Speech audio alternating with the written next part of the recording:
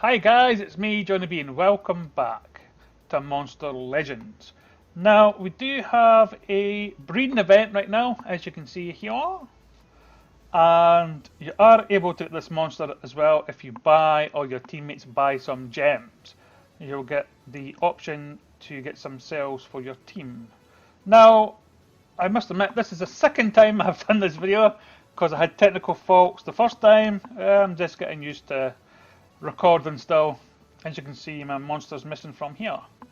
Now, I was telling you guys that I've done this 1, 2, 3, 4, 5 times and got the monster 2 out of 5. So that's kind of okay. And I was saying that they were a bit sneaky, throwing in some legendary monsters instead of the actual breeding monster we want. But nonetheless, maybe you need them for some kind of book. Yeah, so we already hatched the monster and I picked the skills, but we'll go over the skills. Yes, we will. I'm trying to find out where I put it. There we go. Right, as I'm saying at the trait, an occupation monster, which is good because it performs an extra skill, or a skill, or a go, before the extra turn monster. So that comes in handy, especially when it's immune to burning. And I think it gives, if you can go away, applies burning to all enemies at the start of battle. So that's always good to give you a little start.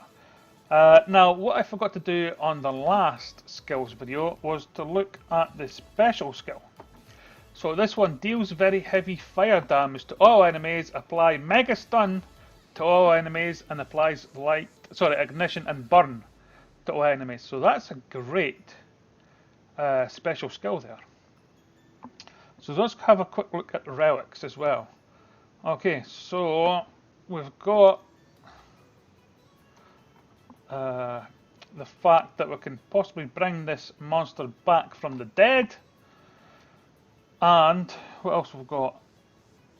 The trap. Now you got good traps here, obviously it's most of what I usually mostly use my traps for is to get rid of stamina. So yeah, so far that monster is quite good. And let's go to the skills. Now I'll go over all the skills and just sort of show you why I picked these ones. Now also the ones on the right hand side is the skills I went for.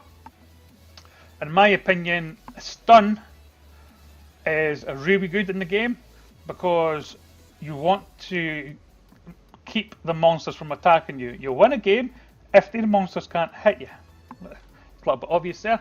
So we've done deals moderate fire damage to all enemies, applies stun to all enemies. Okay. So I thought that one was a bit better than deals low fire damage to all enemies. Yeah, so we'll go on to the next one. Now, we've done deals moderate fire damage to enemies, applies total blind to one enemy. So that's the 100% there. Okay, so you put that on your enemy, fingers crossed, he's going to miss you. So the next one was one I had a problem with in the video that didn't work. Now it deals fire damage to one enemy, applies blind and burn to one enemy. Now that's a good skill. There is an argument, we'll say, to have that skill in and to not have it in. Okay, but I decided to put on the last skill down here than I did for that one. But I'm saying there is an argument to say, well, that skill's quite good. Now with the 4-turn burn, it is. So, but these, this is the one I picked obviously, and that's the one I never. So getting down to it, deals heavy fire damage to one enemy, applies mega stun this time to one enemy. Now, also mega stun keeps the guy or the monster frozen for 2 turns. Now next to it is a multiple low damage daze. Now daze is 25% off power, is it? It's not showing me. I'm sure it's something like 25% off power. But again, I thought that the mega stun skill was the better. Now, this one, the hidden underground, that's a 2-turn blind as well, and that's a 0 cooldown. And the one I picked will obviously deals moderate fire damage to all enemies. So that's still a blind, as you can see. So both of them are a 50% blind, but I prefer to use the multiple one. So I've got a multiple hit there. Now I know that it's going to take a lot of energy, 48 and 3 cooldown. I understand that. And then obviously we've got the mega stun singly, and then we've got a single total blind, and then we've got a multiple stun. So this monster, I would say, is a front monster, as in I would put this monster first. I would load him up with probably 2 speeds and a strength because of his trait. But saying that, you could put the 3 skills, you could put 3 speeds on him because of the kind of skills he's got with his blinding and with his stuns. So that's kind of okay. I wouldn't also put any health or any stamina runes on him. I would just go for maybe 2 speeds and a strength. Sometimes it's called for to put down 2 strengths, depending on the team you're playing.